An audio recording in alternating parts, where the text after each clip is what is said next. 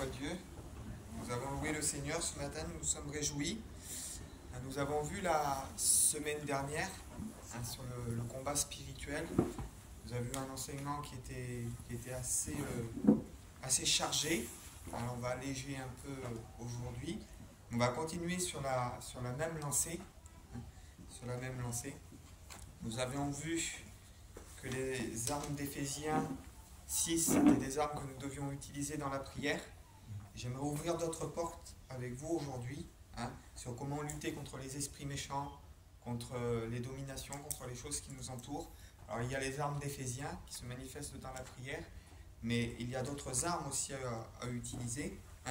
Donc on va lire dans l'évangile de Matthieu, au chapitre 17, à partir du verset 14. Je vous laisse trouver le passage. Alors le contexte, c'est juste après la transfiguration. Pour ceux qui ne savent pas ce que c'est la transfiguration, c'est Jésus va monter sur une montagne avec 2 de ses disciples et ils vont commencer à prier. Pendant qu'ils priaient, la Bible dit que Jésus va être transfiguré, va être transformé, il va avoir à côté de lui Moïse et de l'autre côté Élie, qui nous représente la loi et les prophètes. Et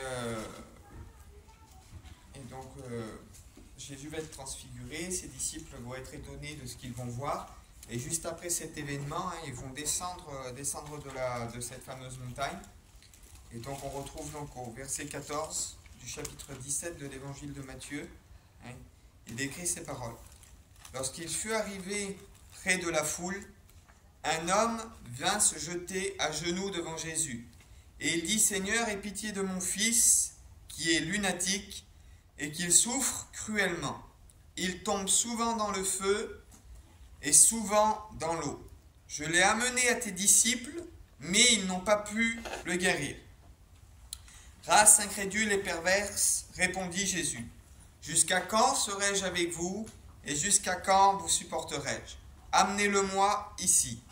Jésus parla sévèrement au démon qui sortit de lui, et l'enfant fut guéri à l'heure même. Alors les disciples s'approchèrent de Jésus et lui dirent en particulier: Pourquoi n'avons-nous pu chasser ce démon? Jésus répondit: C'est à cause de votre incrédulité. Je vous le dis en vérité, si vous aviez de la foi comme un grain de sénévé, vous diriez à cette montagne: Transporte-toi d'ici, et elle se transporterait. Rien ne vous serait impossible. Mais cette sorte de démon ne sort que par la prière et par le jeûne. Verset 15, il dit que c'est un esprit lunatique. Lunatique veut dire influencé par la lune. Ce sont des personnes. Alors, ça peut arriver que ce sont des cas de possession, mais ça peut arriver aussi que ce soit des maladies mentales. Il y a des personnes qui ont de vrais problèmes psychiques et il ne faut pas tout mélanger. Il ne faut pas dire quelqu'un qui est malade mentalement qu'il est forcément possédé. Ça peut arriver, mais ça peut arriver aussi qu'il y a des personnes qui sont seulement malades, qui ont besoin de guérison. Il y a quelque chose de particulier, c'est que vous savez que quand on dit lunatique, ça veut dire que c'est la lune qui agit sur la personne, comme la lune qui agit sur les marées, etc. Et il y a un esprit en particulier qui domine sur la lune, sur le monde de la nuit. Il y a tout un enseignement aussi là-dessus. Alors, les disciples n'ont pas pu le guérir. Donc pourquoi les disciples n'ont pas pu le guérir? Là, on voit que quand l'esprit a été chassé, la personne a été guérie. Donc il y a des maladies aussi qui sont liées, pas toujours, il ne faut pas tout mélanger, mais il y a des maladies aussi qui sont liées par rapport à des esprits. Nous voyons aussi dans un autre passage de la parole de Dieu où il y avait un enfant qui était sourd, et quand l'esprit a été chassé, l'enfant a retrouvé la capacité à entendre en réalité.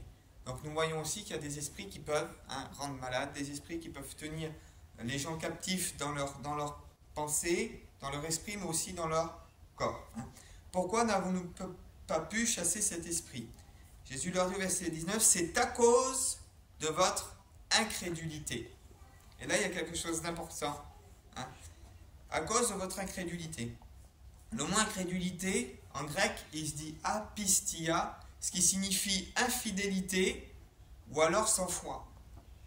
Et il y a quelque chose d'important, il y a un parallèle important, ça vous le savez déjà, c'est que le mot foi en grec, il se dit pistis.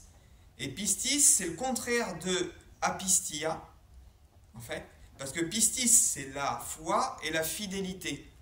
Alors autant que l'autre mot que Jésus leur dit, vous avez été incrédule, c'est-à-dire vous êtes infidèle, donc c'est le contraire de la foi, et vous n'avez pas la foi.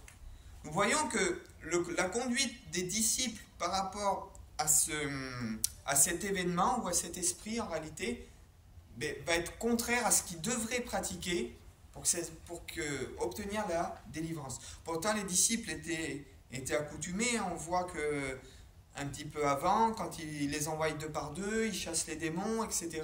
Il y a même 70 disciples qui suivent Jésus. Et arrivé un moment, quand Jésus prononce des paroles un peu sévères, les 70 s'en vont. Et il ne reste plus que les 12 apôtres. Mais nous voyons qu'ils étaient déjà accoutumés à chasser les esprits, parce que Jésus leur dit même dans un passage, il dit, ne vous réjouissez pas. Il dit que les esprits vous soient soumis, mais réjouissez-vous plutôt que votre nom est inscrit dans le livre de vie. Mais face à cette sorte d'esprit, ils se retrouvent démunis. Pourquoi? Parce qu'ils manquent de foi et ils manquent de fidélité. Et c'est intéressant parce que Jésus dit, si vous auriez de la foi comme un grain de sénévé, rien ne vous serait impossible. Vous direz à cette montagne, déplace-toi, et elle se déplacerait. Vous diriez, en grec, c'est un mot, c'est-à-dire vous prononcez, vous déclarez, si vous serez fidèle dans certaines choses, quand vous allez déclarer, en réalité, les choses vont se passer. Pourquoi les disciples n'ont pas pu chasser? Parce que Jésus donne la réponse à la fin, il dit, ce type d'esprit, il dit, ne sort que par le jeûne et la prière. C'est-à-dire que les disciples manquaient de fidélité dans le jeûne et dans la prière. Et Jésus leur fait cette reproche, Matthieu 26, 40, quand Jésus va être livré, il dit, vous n'avez pas pu veiller 1 heure avec moi. Jésus se mettait souvent à part pour prier, et les disciples manquaient justement de pratique dans le jeûne et dans la prière. Et ça, c'est une arme qu'il ne faut pas négliger. Nous avons vu que les armes d'Éphésiens s'utilisent dans la prière, mais la prière doit être aussi accompagnée du jeûne, d'un jeûne régulier, d'un jeûne fréquent pour pouvoir ouvrir des portes spirituelles. Avoir de la foi comme un grain de sénévé. Alors avoir de la foi comme un grain de sénévé, le grain de sénévé c'est l'une des plus petites graines qu'il y a là-bas, surtout en Israël. Et la capacité de cette graine, c'est qu'elle est toute petite, mais elle peut donner naissance à des arbres qui font 2-3 mètres de haut. Et on a traduit cette graine de sénévé, là, un dérivé de cette graine, c'est la graine de moutarde. C'est avec ça qu'on faisait la moutarde. Alors pourquoi un grain de sénévé? C'est-à-dire qu'au départ, elle est toute petite, mais c'est une graine qui résiste au gel, qui résiste à la chaleur. On peut la planter quasiment à n'importe quelle époque. Et c'est ça qui est important. Quand on plante une graine, il faut du temps pour qu'elle pousse. De la même manière, quand vous entamez une prière pour quelqu'un, ou pour une délivrance, ou pour que les choses bougent dans vos familles ou dans votre vie, Dieu va vous demander de la constance. Et c'est ça qui est important. Et c'est ça que le passage veut nous révéler, en fait. Jésus vient et dit, vous voulez prier pour ces démons, pour ces choses-là, mais vous n'avez aucune constance dans le jeûne et dans la prière. C'est-à-dire, vous venez, vous faites votre truc, mais en réalité, dans le temps et dans la durabilité, vous ne vous investissez pas comme vous devriez vous investir. Et il y a certains esprits, certains combats et certaines luttes spirituelles que l'on va gagner en réalité si on se plonge vraiment dans ce que Dieu attend de nous. Ce n'est pas en faisant un jeûne une fois tous les mois, par exemple, et puis en priant un peu, que les choses vont changer. Si réellement on n'entre pas dans une fidélité, dans une constance, comme la graine qui est plantée en terre, qui est arrosée. Nous, on plante la graine, on veut que la graine sorte tout de suite. Non, la graine, elle doit résister au froid, elle doit résister à la chaleur, et elle doit avoir un temps où cette graine qui est toute petite va sortir, et ensuite elle va produire en réalité son fruit. Tu veux voir des miracles dans ta famille, mais il faut que ce que tu vis dans le secret, quand la terre elle est plantée là. Nous avons vu l'autre jour que les paroles qui sortent de notre bouche, c'est aussi des graines que l'on sème dans les familles. Mais il ne faut pas prononcer simplement une fois des paroles et arrêter de les prononcer. Tant que la bénédiction n'est pas arrivée, tant qu'on n'a pas été exaucé, tant que le royaume des ténèbres n'a pas reculé face à ce qu'on demande à Dieu, il faut continuer en réalité. Et ça peut prendre 3 mois, ça peut prendre 6 mois, ça peut prendre 1 an, ça peut prendre 2 ans. Mais il faut qu'on entre vraiment dans ce combat. Vous savez, quand les rois partaient en campagne, en campagne avec l'armée, etc. Ils faisaient un siège, mais ils pouvaient partir 2 mois, comme ils pouvaient partir 5-6 mois, jusqu'à ce que les batailles soient remportées, jusqu'à ce qu'ils aient fait reculer en réalité l'ennemi qui se présentait devant leurs frontières. Et ça, c'est important. Et nous, parfois, c'est quelque chose qui nous fait défaut, c'est que dans ce qu'on entreprend, des fois, on est tout feu, tout flamme, mais en manque de constance. Et c'est pour ça que Jésus dit pas à ses disciples, il faut que vous ayez énormément, beaucoup de foi. Non. Il dit, il faut que la foi que vous ayez soit une foi qui va durer dans le temps. Une foi, même qu'elle est petite, mais qu'elle soit en réalité cachée, qu'elle soit enterrée comme cette graine. Et c'est une foi qui va mettre du temps pour sortir, mais il faut que dans le secret, tu pratiques la foi. Pratique la foi dans la prière quand tu es chez toi. Pratique la foi dans la prière quand tu es au volant de ta voiture. Pratique la foi dans la prière quand tu es à ton travail. Peu importe où tu es, mais continue toujours de lutter, de combattre. Donc comme je dis, avoir de la foi comme un grain de sénévé, c'est avoir une qualité de foi dans le temps, c'est-à-dire être constant, c'est avoir de la fidélité et de la constance dans le jeûne et dans la prière. Donc vous diriez à cette montagne, déplace-toi. Donc vous nommerez le problème, vous direz à cette montagne, déplace-toi, et elle se déplace et dit, rien ne vous serait impossible. Mais cette sorte d'esprit ne sort que par le jeûne et par la prière. Et le jeûne est une clé qui va venir se greffer à notre prière, est une clé supplémentaire qui va nous donner à avoir de la force en réalité sur l'ennemi. Ce qui faisait défaut aux apôtres, comme nous l'avons vu, Matthieu 26, 40, vous n'avez pas pu veiller 1 heure avec moi. C'est-à-dire, ils n'avaient pas de constance dans le jeûne et la prière. Ils n'avaient pas de constance. Jésus priait et jeûnait souvent. On va lire ensemble un passage qui est important. Luc, on va lire l'évangile de Luc, chapitre 18.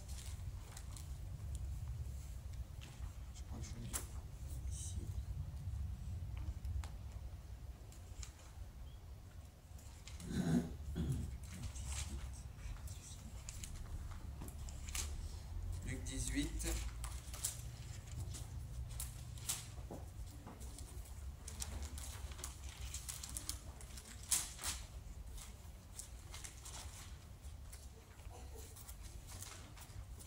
Pour vous montrer l'importance de la constance dans la prière et dans le jeûne.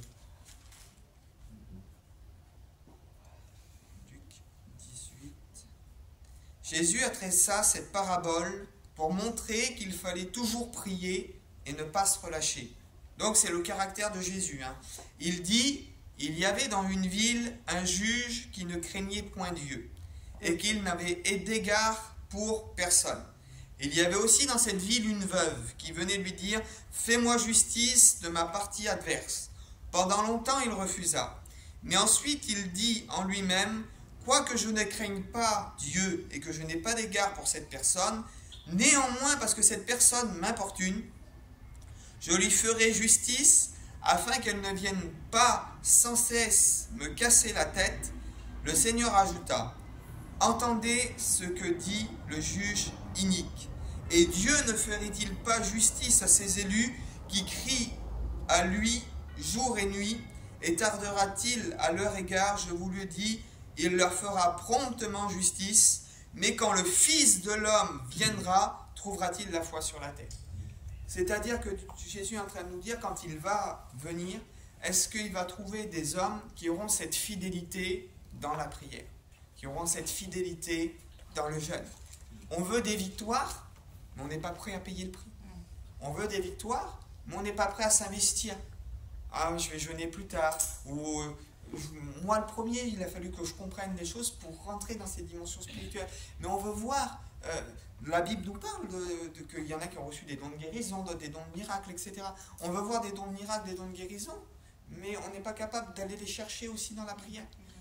Il y a des dimensions, je vous le dis, il y a des dimensions. Quand on lit la Bible, et quand on lit des fois, on dit qu'il se passe des trucs de fou, et on n'arrive pas, nous, à les voir autour de nous. Pourtant, Jésus a dit, celui qui croit en moi fera l'œuvre que j'ai faite, il en fera des plus grandes encore. Donc, on est appelé à entrer dans ces dimensions-là. Mais pourquoi on ne voit pas, en réalité, des choses bouleversantes plus que ce que l'on devrait? Mais parce qu'en réalité, on ne rentre pas dans le combat et dans le royaume spirituel tel qu'on devrait y entrer, frères et sœurs. tel qu'on devrait y entrer. Jésus, quand il est devant le tombeau de Lazare, il lève ses yeux vers le ciel, il dit « Je ne te prie pas pour moi parce que je sais que tu m'exauces toujours. » Mais quand on lit ce que Jésus faisait, Jésus jeûnait plusieurs fois par semaine et puis Jésus priait énormément, malgré qu'il était le Fils de Dieu. Et nous voyons qu'il y a beaucoup de choses que nous devons aller chercher dans le renoncement. On veut voir les choses changer, mais il y a quelque part aussi un engagement. Il y a un prix à payer. Là, Jésus nous le dit. Il dit, il adressa cette parabole pour montrer aux gens qu'il fallait toujours prier et ne pas se relâcher. Comme quelqu'un qui nous parle de cette veuve qui allait toujours importuner ce juge, jusqu'à ce que ce juge lui donne en réalité ce qu'elle attendait. Et il dit, mais moi, quand je vais revenir, il dit, est-ce que je vais trouver vraiment la fidélité? Et c'est ce qu'il va reprocher aux apôtres par rapport à cet esprit qu'ils n'ont pas pu chasser. Il va dire, c'est à cause de votre manque de foi. C'est à cause de votre incrédulité, c'est à cause de votre manque de constance, de votre manque de foi. C'est parce que vous n'êtes pas prêt à payer le prix dans la prière, alors il y a certains démons qui ne vous obéiront pas. Parce qu'il y en a qu'il faut justement... Pour casser ce que les esprits viennent semer dans les vies, il faut une lutte plus intense. Une lutte plus intense dans le jeûne et dans la prière.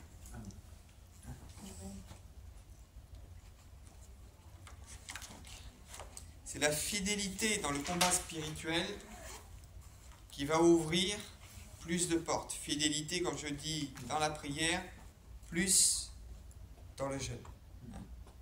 On va lire ensemble. On va lire passage qui nous parle du jeûne dans l'Ancien Testament. On va lire Isaïe chapitre 58. Je vous laisse le temps de trouver. Moi je vais le lire d'une certaine version. Vous pourrez le noter, vous le lirez peut-être chez vous, parce que moi je vais le lire d'une autre version, la version Summer. Elle nous aide à mieux comprendre par rapport aux paroles. Donc Isaïe 58.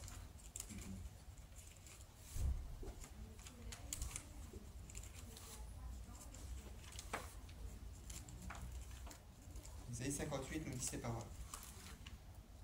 Vous y êtes presque. Je vous laisse le temps de trouver quand même. Moi je l'ai noté là sur mon téléphone parce que c'est la version Summer. Elle est plus explicite par rapport au texte. On comprend plus facilement. Crie de toutes tes forces et ne te retiens pas.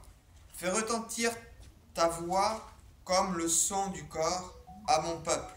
Dénonce sa révolte et aux descendants de Jacob leur faute. Ils me cherchent chaque jour. Ils disent qu'ils se plaisent à connaître mes voies, comme ferait un peuple qui accomplit ce qui est juste. Il n'a pas délaissé le droit que son Dieu a prescrit. Il exige de moi de justes jugements et veulent être près de Dieu. C'est-à-dire le peuple se comporte en demandant à Dieu, comme si que tout ce que le peuple faisait était bien, comme si Dieu leur devait quelque chose. C'est ça que ça veut dire. Mais ils disent, que nous sert de jeûner si tu ne le vois pas? C'est-à-dire, à quoi ça nous sert de jeûner si tu ne nous exauces pas? Pourquoi nous humilier si tu n'y prends pas garde? Et Dieu leur parle, il dit, au jour où vous jeûnez, vous traitez vos affaires et vous exploitez vos ouvriers. C'est-à-dire, vous jeûnez, c'est pas le tout de jeûner. On peut entrer dans le jeûne, je vous encourage à entrer dans le jeûne. Mais quand on entre dans le jeûne, il ne faut pas entrer dans le jeûne et continuer à avoir une conduite en réalité charnelle. Et ça, c'est important aussi. C'est une clé aussi que je vous donne, qui est très importante.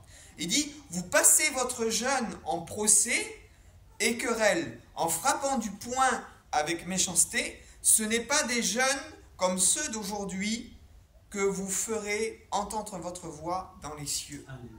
Et ça, c'est important. Il dit, oui, vous jeûnez. Le jeûne, là, vous le pratiquez, il n'y a pas de problème. Vous jeûnez. Vous jeûnez, vous priez, mais le jour de vos jeûnes, vous êtes là, vous jeûnez, donc vous abstenez de manger. Mais dans votre cœur, ce qui compte en réalité, c'est votre argent. En réalité, ce qui compte dans votre cœur, c'est de régler vos affaires. Ce qui compte dans votre cœur, c'est la méchanceté. Vous ne pardonnez pas aux autres, vous ne détachez pas, vous ne faites rien en réalité. Donc, vous jeûnez, vous abstenez de nourriture. Mais en réalité, dans votre cœur, vous n'avez pas le comportement qu'un enfant de Dieu devrait avoir. Le jeûne, si on n'a pas la mentalité qui va avec le jeûne, si notre cœur n'a pas été transformé, il y a d'autres religions qui jeûnent aussi. On nomme pas les religions, on n'est pas là pour faire l'apologie ou la guerre des religions. Il y a plein de religions qui jeûnent. Est-ce que dans leur vie, il y a un résultat? Ça appartient à Dieu, ça ne nous appartient pas à nous. Mais pour vous dire que le jeûne, Tout le monde peut jeûner. Tout le monde peut jeûner. Mais avec quelle qualité de cœur on se présente devant Dieu? Et il y a même un passage du Nouveau Testament qui dit en réalité la même chose. Épître de Jacques, chapitre 4, versets 1 à 7. Alors notez-le, vous pourrez le lire à la maison. Moi je vais vous le lire pareil dans la version Summer, c'est beaucoup plus explicite. Écoutez ce qu'il dit. Il dit, d'où proviennent les conflits et les querelles entre vous? N'est-ce pas des désirs égoïstes qui combattent sans cesse en vous? Il dit, vous convoitez beaucoup de choses, mais vos désirs restent insatisfaits. Vous êtes meurtriers, vous vous consumez en jalousie et vous ne pouvez rien obtenir. Vous bataillez et vous disputez. Vous n'avez pas ce que vous désirez parce que vous ne demandez pas à Dieu. Ou quand bien même vous demandez, vous ne le recevez pas parce que vous demandez avec de mauvais motifs. Et nous, on a le même schéma en fait. Vous comprenez? On a le même schéma. Vous demandez mais vous ne recevez pas parce que vous demandez avec de mauvais motifs. Vous voulez que l'objet de vos demandes serve au plaisir de votre chair. C'est-à-dire qu'à cette époque-là, les gens, ils jeûnaient, mais en gardant leur désir charnel. Ils voulaient que Dieu vienne agir dans leur vie, mais pour avoir du profit, pour avoir des choses, et ils traitaient durement leurs ouvriers, ils traitaient durement, et ils gardaient leur mauvaise mentalité, en réalité, leur mentalité mondaine, tout en pratiquant le jeûne, en pratiquant la prière. Et c'est pour ça qu'on a vu, et ça a un lien direct avec ce que j'ai apporté la dernière fois, c'est que quand on entre dans le combat spirituel, si on n'entre pas avec vérité, la ceinture de la vérité, hein, vous avez vu, si on vient à Dieu en réalité en se comportant n'importe comment, qu'on n'est pas déjà dans la vérité, si notre mentalité n'a pas été changée, eh ben, en réalité notre combat va servir à rien, parce que déjà on est à côté.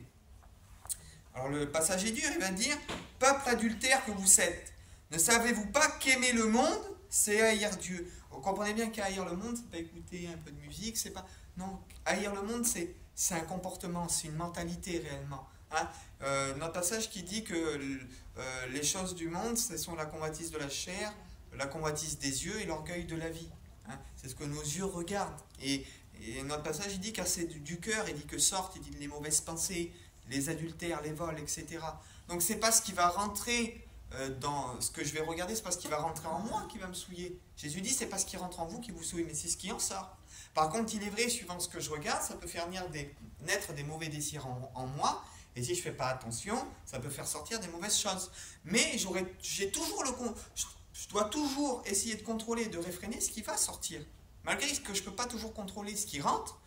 Des fois, je marche dans la rue, je prends ça comme exemple, j'ai que ça comme exemple, mais des fois, il y a une affiche où une femme est un peu dénudée ou quelque chose comme ça. Je ne contrôle pas des fois ce que je vois dans la rue, mes yeux peuvent se poser sur des choses, des fois que ce que je regarde, je ne le contrôle pas toujours.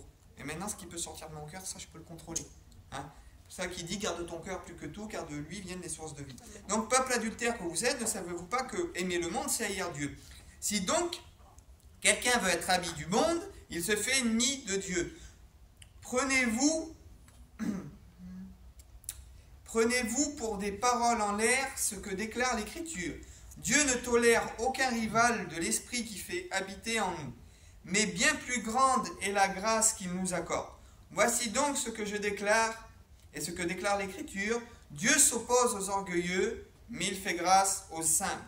Et c'est là qu'on a ce fameux verset, verset 7, il dit « Soumettez-vous donc à Dieu, résistez au diable, et il fuira loin de vous. Approchez-vous donc de Dieu, il s'approchera de vous. » Pourquoi la soumission à Dieu vient juste après tout ce qu'on vient de lire là? Parce que c'est le même critère qui est employé dans le jeûne. C'est-à-dire, vous voulez prier, vous voulez jeûner, mais déjà dans votre mentalité, vous n'êtes pas soumis à Dieu. Parce que vous voulez en réalité des choses charnelles. Vous voulez prier pour satisfaire vos désirs, pour satisfaire votre chair. Et c'est exactement le reproche qu'il est fait dans ce jeûne. On peut relire. Il dit, vous passez votre jeûne, il dit en procès, il dit en querelle, en frappant du poing avec méchanceté. Il dit, vous traitez durement, il dit, vos affaires et vous exploitez vos ouvriers pendant le jour de votre jeûne. On revient exactement au reproche que l'apôtre Jacques fait dans cet épître. Et c'est pour ça que dans notre jeûne et dans notre combat spirituel, si on n'est pas d'emblée soumis à Dieu, on ne peut pas gagner. Si dans notre cœur, il n'y a pas cette soumission et cette séparation qui est faite en réalité avec nos envies, avec le monde, avec notre conception de la vie et avec ce que Dieu attend réellement de nous, mais quand on va entrer dans le combat, ben, on va combattre, mais ça va être léger, ça va être vain, on n'aura pas d'impact en réalité. Il dit, ce n'est pas le jeûne auquel je prends plaisir. Il dit, est-ce que c'est cela, dans Ésaïe donc 58, verset 5, est-ce que c'est cela, il dit, un jour où un homme s'humilie, s'agit-il de courber la tête comme un jonc et de vous étaler sur le sac et la cendre? Pouvez-vous appeler cela, il dit, un jour de jeûne que l'Éternel agrée? Avec un point d'interrogation. C'est-à-dire, est-ce que votre comportement, est-ce que ça prouve que vous êtes soumis à Dieu? Est-ce que je peux agréer, moi, un jeûne qui est fait de cette manière-là? Donc, ce n'est pas le tout de jeûner. On sait que le jeûne est important, mais dans quelle attitude et dans quelle manière on va rentrer aussi dans notre jeûne, hein? Alors, comme l'aurore jaillira, ta lumière et ton rétablissement s'opérera aussi bien vite. Oui, alors la justice marchera devant toi, et la gloire de l'Éternel sera à l'arrière-garde. Verset 9, verset 8, là ce que je vous dis, c'est une bénédiction qui est appelée, hein. Mais le verset 9, c'est comment cette bénédiction va arriver, hein. Alors verset 8, alors comme l'aurore jaillira, ta lumière et ton rétablissement s'opérera bien vite. Oui, alors la justice marchera devant toi, et la gloire de l'Éternel sera à l'arrière-garde. Mais comment cela va arriver? Mais quand tu appelleras l'Éternel, il répondra. Quand tu crieras à l'aide, il dira, je suis là. Si de milieu de toi, tu supprimes le joug de l'oppression, les gestes menaçants et les propos méchants. Voyez, donc si tu rentres, là j'ai une bénédiction pour toi. L'aurore va jaillir, le rétablissement va venir. Mais quand tu appelleras l'Éternel, donc il y a une démarche personnelle envers Dieu, hein. Il dit quand tu crieras à l'aide, quand tu supprimeras, il dit le joug de l'oppression, c'est-à-dire quand tu arrêteras de traiter mal tes ouvriers et de penser qu'à ton travail, il dit, et quand tu arrêteras les propos méchants. Et là, on entre vraiment dans la dimension du jeûne. Tu vois, Dieu, là, c'est le jeûne que Dieu agrée. Si tu donnes ton pain à celui qui a faim, et si tu pourvois aux besoins de l'opprimé, la lumière luira pour toi au milieu des ténèbres. C'est-à-dire le ténèbre que tu essayes de faire de reculer, là. Le jeûne dans lequel tu es entré, tant que tu ne donneras pas en réalité dans ton cœur, tu n'auras pas le désir et de donner et de pourvoir aux besoins des malheureux. Tu veux que Dieu pourvoie tes besoins dans ton jeûne, mais toi, tu n'es pas capable de t'ouvrir aux autres. Tu n'es pas capable de faire passer en réalité les besoins des autres avant tes besoins. Et Dieu, dans notre combat spirituel, dans notre jeûne ou dans ce que l'on fera, en réalité, les ténèbres ne reculeront pas si dans notre cœur, nous avons des sentiments et des pensées négatives, hein. Comme le dit, on veut faire reculer le diable, mais si on pratique le mensonge et qu'on a pour père le diable, ça ne va pas aller. On veut faire reculer les ténèbres, mais dans notre vie, dans nos cœurs, dans nos pensées, dans nos sentiments, ce sont des sentiments obscurs et des sentiments malsains qui ne correspondent pas aux sentiments que Dieu a mis en nous. Il dit le passage, il dit, ayez en vous les sentiments qui étaient en Jésus-Christ. Alors si tu donnes à celui qui a faim, si tu pourvois aux besoins de l'opprimé, la lumière luira pour toi au milieu des ténèbres, et ton obscurité se changera pour toi en clarté de midi. Et l'Éternel sera ton guide constamment. Il pourvoira à tes besoins. Dans les déserts arides, il te fortifiera, et tu ressembleras à un jardin bien arrosé, et à une source vive aux eaux intarissables. Les tiens rebâtiront les ruines d'autrefois. Tu relèveras les fondements posés dans les siècles passés. Tu seras appelé réparateur des brèches, c'est-à-dire Dieu se servira de toi quand tu rentreras dans ce jeûne avec une bonne mentalité. Tu vas réparer les brèches parce que tu vas faire reculer l'ennemi et tu vas aider les gens à rebâtir. Tu seras appelé réparateur des brèches, celui qui restaure des demeures en ruine.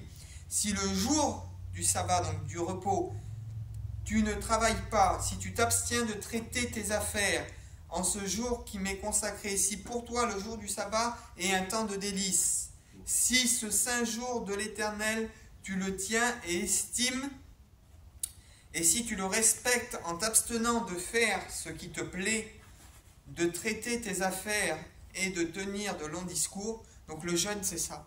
Ça nous plaît de manger. Quand on a faim, ça nous plaît de manger. Ça nous plaît parfois de regarder la télé. Ça ne sert à rien de jeûner si le jour de mon jeûne, je regarde 4 heures ou 5 heures la télé. Le jeûne, ce n'est pas que simplement de s'abstenir de manger, mais c'est de s'abstenir aussi de choses qu'on peut aimer. Par exemple, j'aime bien écouter la musique, et le jour où je jeûne, et je vais essayer de me mettre à part, de dire Seigneur, mais pour toi, je vais me priver en réalité de plein de choses que j'aime, comme cette veuve qui venait importuner ce juge-là. Et il fallait qu'elle abandonne en réalité toutes ses occupations pour aller constamment dans le juge en disant fais-moi justice, peut-être 4-5 fois par jour. Elle a abandonné en réalité tous ses hobbies, tout ce qu'elle avait dans sa maison, et constamment elle venait. Dans notre attitude de jeune, ça doit être comme ça. Ça ne doit pas être de dire je m'arrête de manger, je prie un peu. Il faut vraiment qu'il y ait ce désir de combattre derrière, ce désir de lutter en réalité. Et ce désir de privation, non pas comme... mais comment dirais-je, si on le fait pour Dieu en disant je prends du recul sur ce que j'aime, mais pour rentrer dans ta présence, pour rentrer dans le combat. Vous savez, c'est pas plaisant d'aller à la guerre. Demandez demain, moi demain on me demande on m'envoie au front, je ne vais pas avoir envie d'y aller, je vais pas avoir... Mais si on me dit maintenant, si tu ne te bats pas, on va tuer ta femme et tes enfants, là c'est autre chose. J'essaie de vous faire comprendre une réalité. C'est que quand on entre dans le jeûne, ce n'est pas des choses forcément qu'on va aimer faire. Faut être réaliste. Ça satisfait pas ma chair de m'arrêter de manger, de ne pas regarder la télé par exemple, de ne pas écouter un peu de musique. Ça satisfait pas ma chair tout ça. C'est une réalité. Mais maintenant, si je ne suis pas capable de prendre du recul pour aller sauver ma femme, mes enfants, mes frères, mes sœurs, si je ne suis pas capable de prendre du recul et d'entrer vraiment en guerre contre l'ennemi dans le jeûne et la prière, c'est que j'ai rien compris en réalité. Il faut qu'on soit prêts, frères et sœurs, à payer le prix. Et ça, c'est une réalité qu'il faut qu'on mette en pratique dans notre assemblée. Il faut vraiment que notre assemblée, notre église, rentre dans ce combat. Vous voulez avoir un local plus grand, vous voulez que les choses, en réalité, changent. Mais béni soit Dieu qu'on a eu ce local il n'y a pas longtemps, que Dieu pourvoit, pas de problème. Mais vous voulez que quand on aille évangéliser, les âmes soient percutées, que les cœurs soient bouleversés. Et alors, il faut faire reculer les ténèbres. Il faut vraiment rentrer dans cette dimension de combat spirituel. Alors moi, je parle de moi, c'est mon engagement personnel. J'ai pris cet engagement de jeûner tous les samedis. Une fois par semaine au moins. Je fais violence à ma chair et je jeûne. Et j'entre dans le combat spirituel. Plusieurs fois dans la semaine, je prends des temps de prière où j'entre vraiment en réalité dans la prière. Et il faut, si on veut voir les choses changer, toi. Et puis c'est ce qu'il dit le jour qui m'est consacré, il dit tu dois honorer. Il dit le temps, là il est question du Shabbat, mais parce qu'en même temps du Shabbat, il y en a qui mettaient en place un jeûne ce jour-là. Si tu tiens en estime, si tu le respectes, en t'abstenant de faire ce qui te plaît, si tu t'abstiens de traiter tes affaires et de tenir de longs discours, alors tu trouveras ta joie en l'Éternel, et sur les hauteurs du pays, je te transporterai et je te donnerai la pleine jouissance de ton patrimoine, de Jacob, de tes ancêtres, car l'Éternel a parlé. Et un autre passage qui parle du jeûne, il dit quand tu jeûnes, il dit le jeûne auquel moi je prends plaisir, il dit tu dénoueras, tu délieras, il dit les liens, il dit de la méchanceté. Je peux essayer de le trouver si vous voulez, c'est intéressant aussi.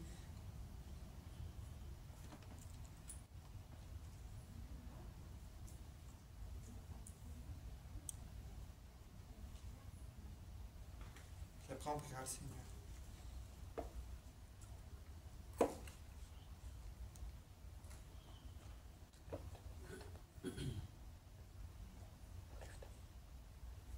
C'est le même passage, sauf que moi je lis en version parole vivante, et là il est traduit en version seconde. Verset 6, moi je l'ai lu en version parole vivante, mais vous devez avoir ça. Voici le jeûne auquel je prends plaisir, détache les chaînes de la méchanceté, dénoue les liens de la servitude, renvoie libre les opprimés, et qu'on rompe toute espèce de joug. On voit vraiment que le fait de détacher, c'est une attitude personnelle. Il dit que dans ton jeûne, c'est à toi de détacher. De libérer en réalité dans ton cœur les personnes à qui peut-être ça fait longtemps que tu n'as pas pardonné ou que tu as du mal à pardonner, détache-les, libère-les. Les personnes, il dit, qui te piquent dans ton travail, que tu as toujours de l'amertume, ou toutes ces choses qui peuvent dominer sur toi, c'est à toi de les détacher. Le jour où tu jeûnes, tu dois détacher tout ça. Tu dois détacher tout ça pour toi-même, mais aussi pour les gens, mais aussi pour toi-même.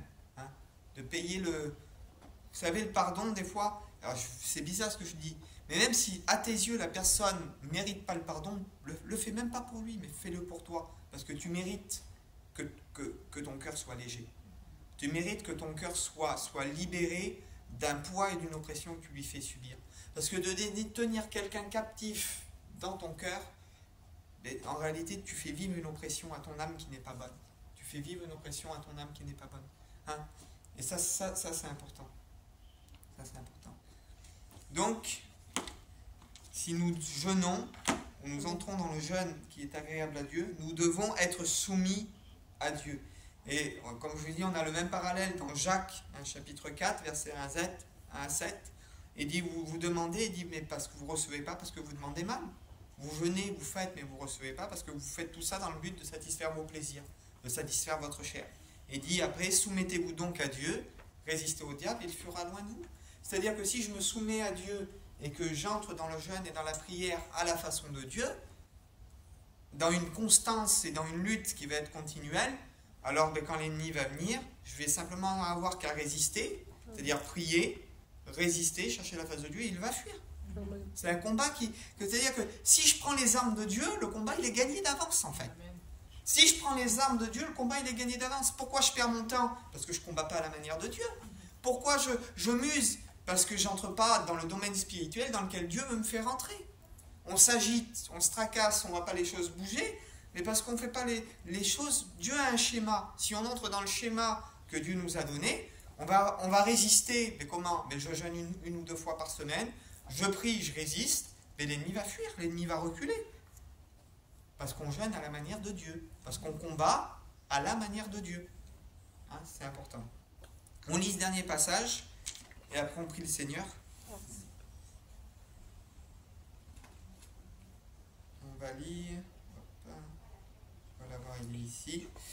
Luc, chapitre 2, verset 36. Il y avait aussi une prophétesse qui s'appelait Anne, fille de Phanuel de la tribu d'Azer.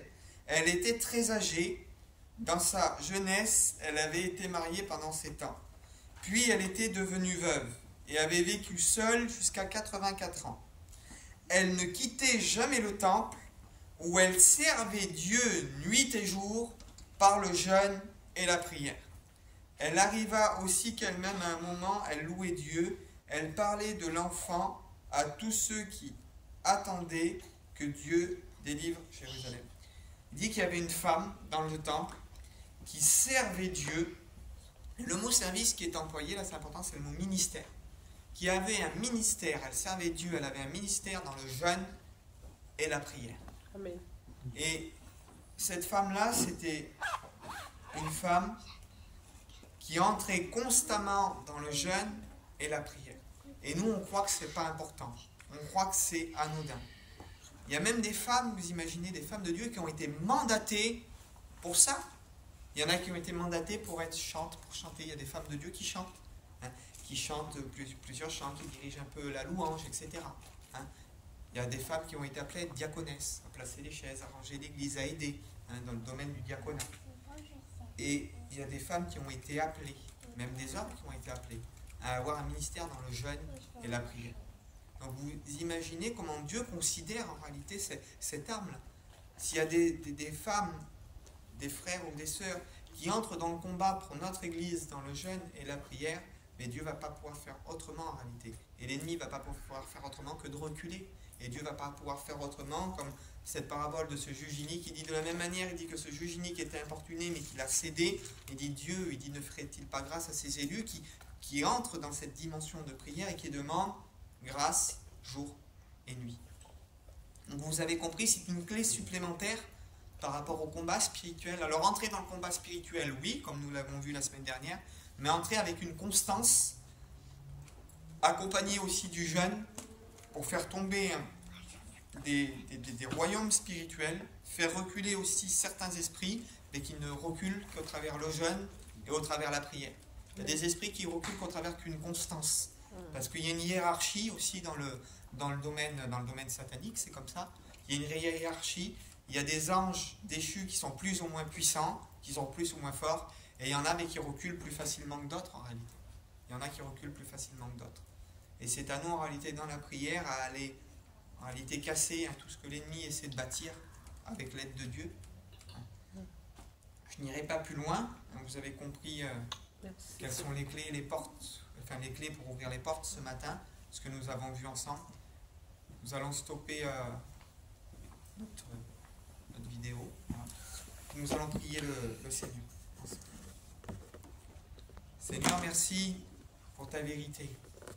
Pour ta parole, Seigneur, qui nous transporte dans ton royaume. ta parole, Seigneur, qui nous transporte dans la vie, Seigneur.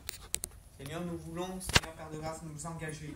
Nous engager non pas en parole, Seigneur, mais nous engager, Seigneur, en acte, en esprit, en vérité. Nous voulons, Seigneur, entrer réellement dans cette dimension de combat spirituel, Seigneur. Entrer dans cette dimension qui est la tienne, Seigneur, pour pouvoir remporter, Seigneur, des combats. Pour pouvoir faire, Seigneur, que nos familles, Seigneur, se tournent vers toi. Pour pouvoir faire, Seigneur, que l'ennemi, Seigneur, recule au travers de tout ce qu'ils essaient, Seigneur, tout ce que l'ennemi essaie, Seigneur, de bâtir. Seigneur, nous voulons, Seigneur, prendre conscience des armes que tu nous as données, Seigneur.